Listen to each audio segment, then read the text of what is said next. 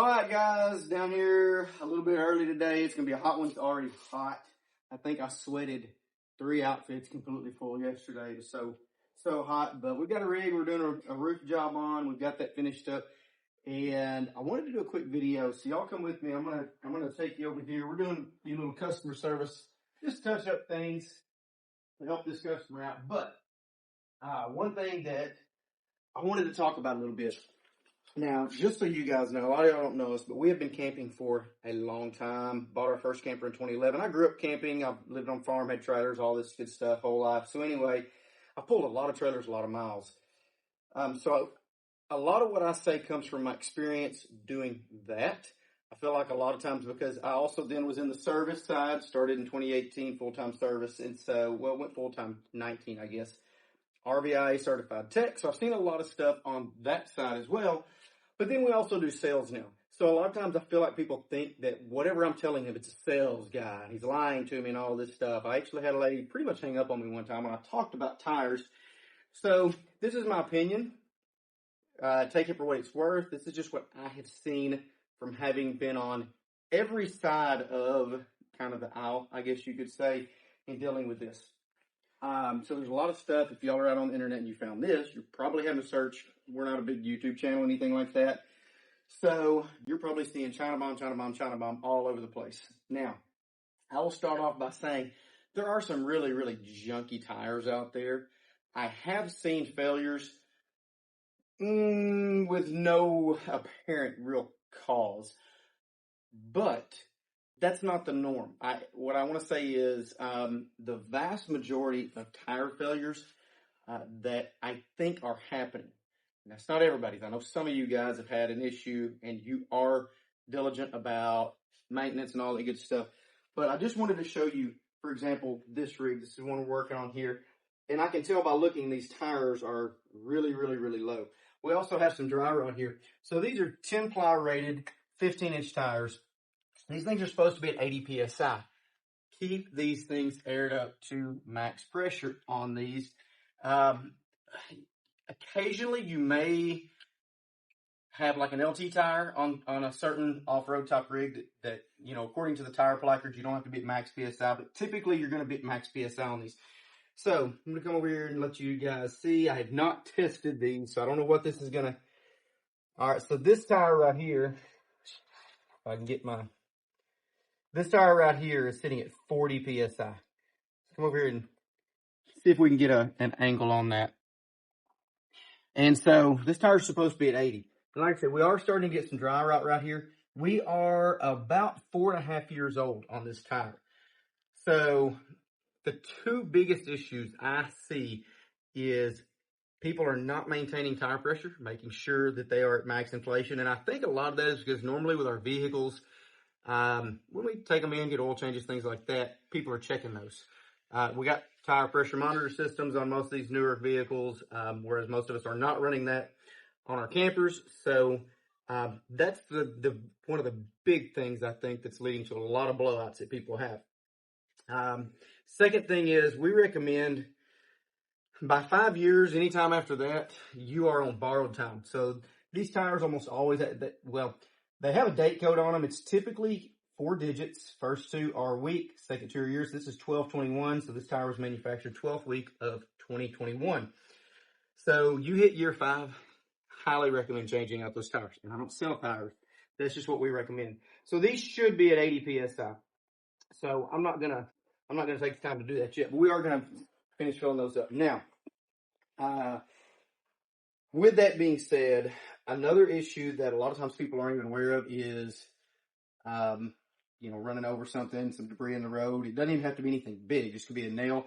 And I'm going to give you an anecdotal story to kind of back up what I'm talking about. Now, I used to be kind of in that camp of any Chinese tire is horrid. Don't run it. Immediately change it out. Goodyear Endurance is the only U.S.-made tire that I'm aware of in an ST tire.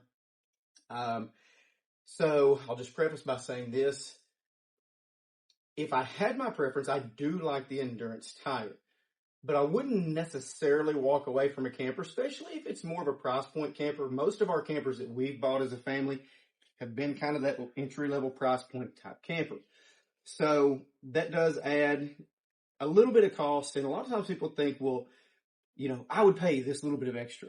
But the reality is most people won't. And another reality in the RV world is I can't get that price down to where it is affordable, maybe for like a, working family, young kids, things like that, without shaving in a lot of places. There's not like one place I can save you $5,000 and get that camper down to a more budget friendly camper. I can talk this morning. So there's a lot of shaving that goes on. I got to find some wood to knock on.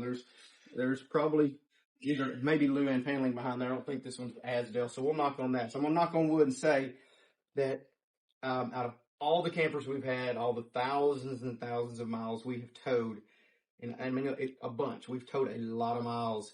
I've never had a blowout. I have run a TPMS system on a couple of rigs back in the day, but it's been years since I did that. But anyway, back to my kind of anecdotal story. So, I guess maybe 5 years ago, something like that, probably 5-ish years ago, we took a trip to Grand Canyon. I don't know, Ryan's winging a camera this morning. 4 years, 5 years? 4 years. 4 years, we'll go with 4. So we were pulling our camper, parents were pulling theirs. I had upgraded my tires. Because we were going to do a little bit of kind of off-roading type stuff, nothing crazy. They had actually gone to a Goodyear Endurance. I think the size on that was the 225/75/15. So they had upgraded to a Goodyear Endurance. We were somewhere around Amarillo, and it was hot, and we pulled into a rest stop, and we all unload, and as we walk by my parents' camper, we hear hissing. So passenger side, both tires had nails in, not sidewall, but close enough to the edge that they couldn't be patched. I think one had 2 in it, the other had 3. So somebody just dumped a bunch of nails. Now, if we had just pulled through there, caught those nails, they weren't running a TPMS setup, within a few miles tops, they would have had both tires on that side blown out. It probably would have caused all kinds of damage. And we never would have known that they actually ran over some nails in the road. And at that point, I guess we could have been like, well, these junk endurance tires, look at this, blow out both tires on one side. So just don't forget that is a possibility also.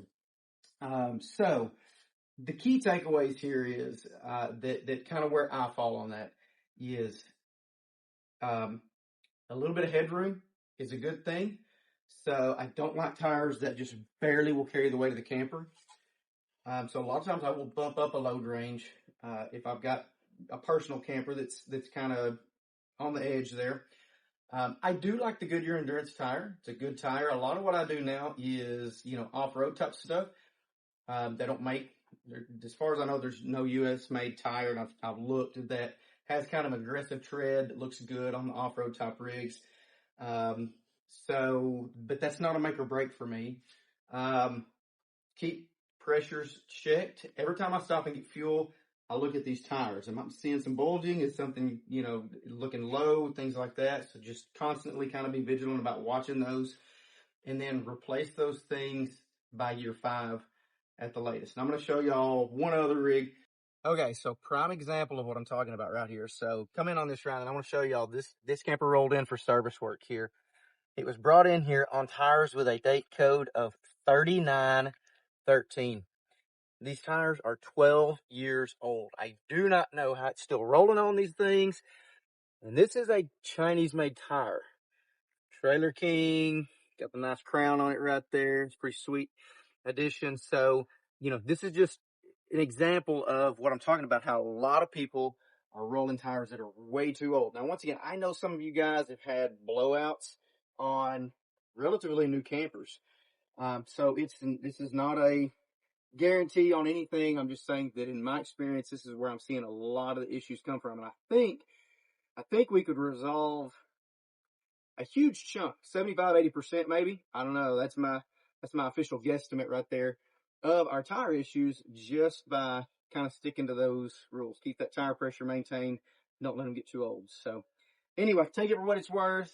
Y'all holler if we can help you out. Thanks for watching.